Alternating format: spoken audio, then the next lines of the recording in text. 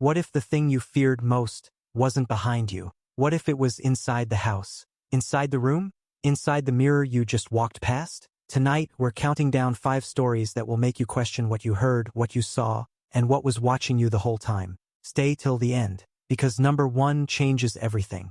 Number 5, the neighbor who never left. Jessica Harlow moved into the house on Clover Street on a Tuesday in late October. It was a quiet neighborhood, the kind where every driveway had a minivan and every porch had a wind chime. She was 31, newly single, and ready for a fresh start. She got something else entirely. Her next-door neighbor, an older man named Earl, introduced himself the first day. Friendly enough, he brought over a plate of cookies. He talked about the neighborhood, the trash pickup schedule, which streetlights flickered at night. Jessica thought, nice man. But that night, her first night in the house, she noticed Earl's light was still on at 3 a.m. She could see it through the gap in her curtains. His kitchen window, glowing amber across the dark lawn. She didn't think much of it. By the end of the first week, she had stopped sleeping well. She kept hearing something outside her bedroom window, a slow, deliberate sound, like footsteps in gravel, like someone circling the house. Every time she looked out, nothing. And then, on day 8, she found something in her backyard that changed everything about the way she saw Earl.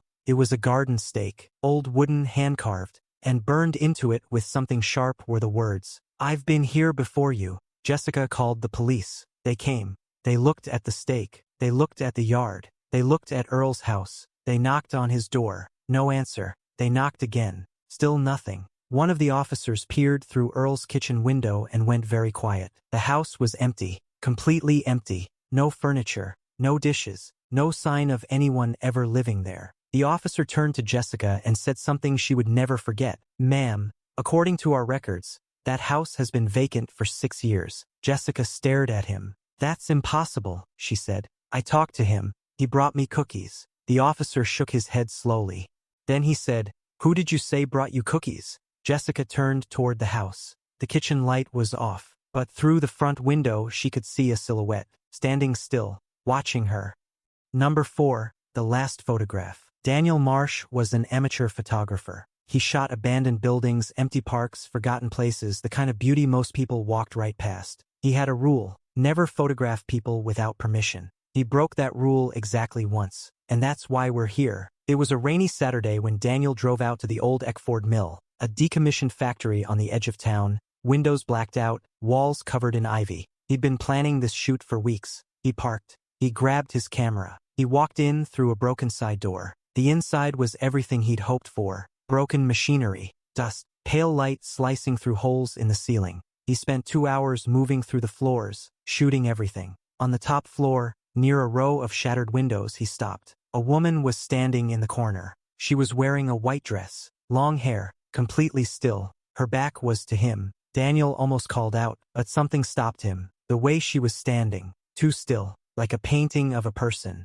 Daniel made a choice in that moment, one he would spend the rest of his life wishing he could take back. He raised his camera. He shot 3 frames. Then he quietly backed out of the room, went downstairs, got in his car, and drove home. He told himself she was just another urban explorer, that she hadn't heard him, that everything was fine. That night, he uploaded his photos. The first 2 were stunning: light, shadow, texture, poetry. The third photo made him push back from his desk so hard his chair hit the wall. In the frame, the woman was still there, but she was no longer facing the window. She was facing the camera. She was looking directly at Daniel, and she was smiling. Daniel had one more thought before panic fully took over. He was alone in that building. He was certain of it. So who or what had taken the 4th photograph? Because there it was, right there in his gallery.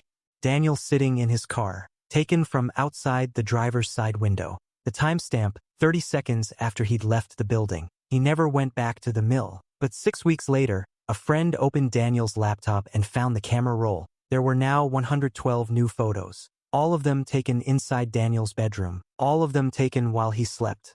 Number 3, the wrong cabin. For friends. One long weekend. A cabin in the Keller Woods, rented online, reviewed as remote but cozy. The listing said it slept 6. It said there was a fire pit, a lake view, and fast Wi-Fi. What the listing did not say was, there were 2 cabins. Ryan, Mara, Theo, and Cassie arrived on Friday night. The road through the woods was narrow, 1 lane, overgrown on both sides. GPS lost signal twice. When they finally saw the cabin, Mara said it looked different from the photos. Older, darker. Ryan said she was just tired. Inside, the cabin smelled like old wood and something else. Something sweet and wrong, like fruit left out too long. Theo found the fuse box and got the lights on. The furniture was covered in plastic sheets. One window in the back room had been nailed shut from the inside. Cassie said they should leave. Ryan said she was overreacting. They unpacked. They made dinner. They laughed. By midnight, things felt normal. But it was Mara who noticed it first.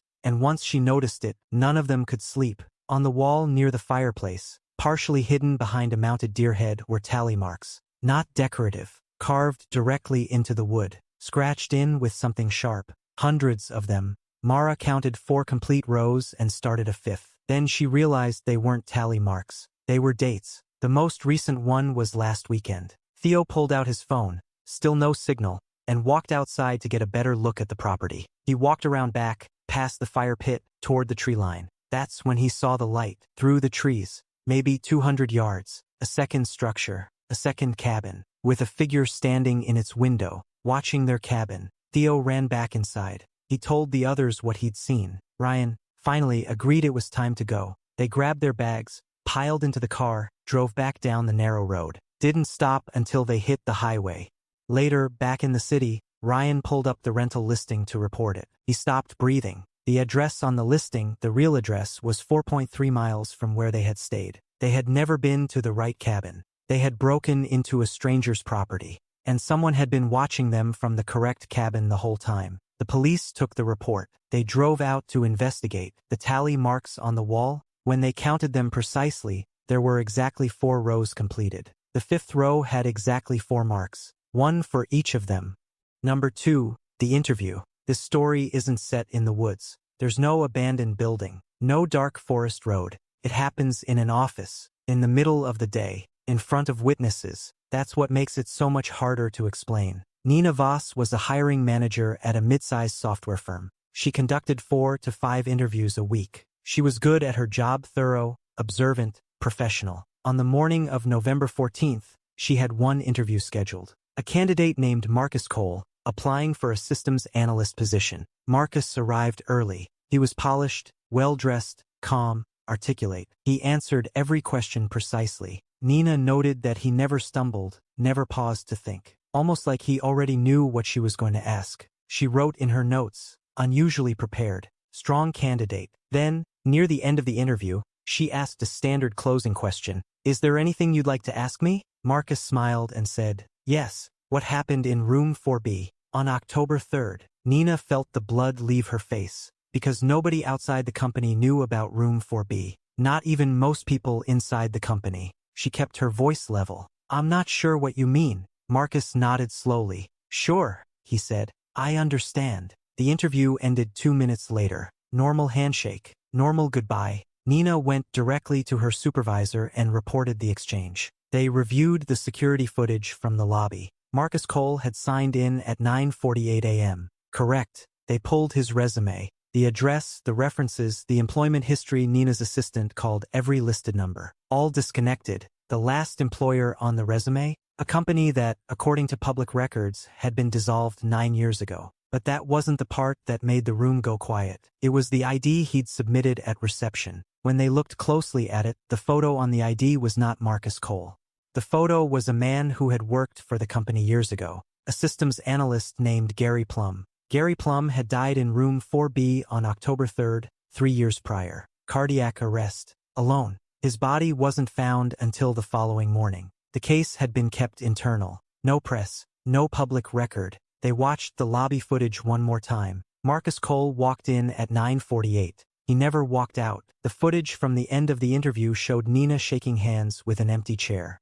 Number 1, the copy. This is the one we almost didn't tell. Because this story didn't come from a dark forum, a supposed ghost sighting, or an urban legend passed between strangers. This story came from a police report filed in a small Wisconsin town in March of 2019. And the officer who filed it, he refused to work nights for the rest of his career. Here is what the report says in plain language because the truth is strange enough. A family of 3, parents David and Helen Park, and their 12-year-old son, Owen. They lived on a dead-end road. No neighbors within half a mile. They liked the quiet. For 6 weeks, beginning in late January, Owen began behaving strangely. He started asking questions he'd never asked before. Things like, "What's my birthday again?" And, "What year did we get the dog?" He forgot the dog's name, a dog he'd had since he was 4. He forgot the name of his best friend. His parents took him to a doctor. Tests came back normal. But then Helen noticed something that no test would ever catch. Owen's handwriting had changed. Not a little.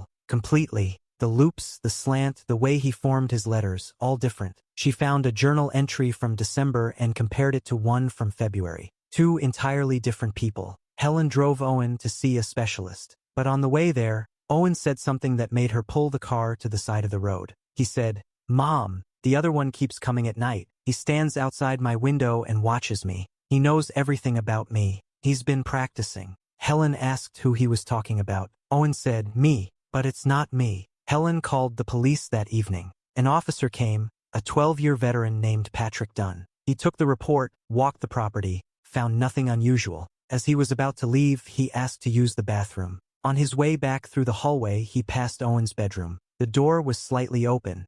Inside, he saw Owen sitting at his desk, and he saw Owen standing in the corner. 2 boys, identical, one sitting, one standing. The standing one turned its head and looked directly at Officer Dunn, and it smiled. Officer Dunn stepped back. He blinked. When he looked again, there was only one boy, sitting at the desk, reading a book. The report notes that Officer Dunn immediately asked the parents to confirm Owen had not moved from his room. They confirmed he had been in his room all evening.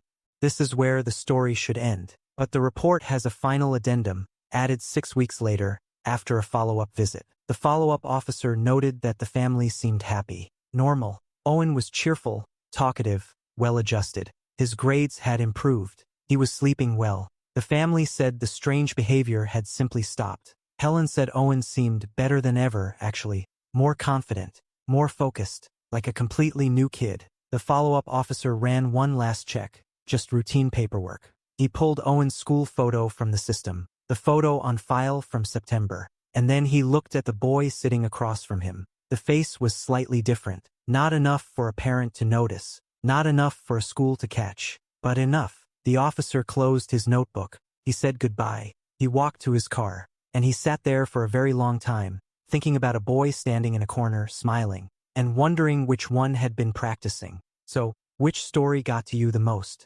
Drop your theory in the comments. I read every single one. And if you made it this far without checking over your shoulder at least once, honestly, respect. If these stories kept you watching, hit that subscribe button. New mysteries, new shadows, new things that shouldn't exist. Thanks for watching.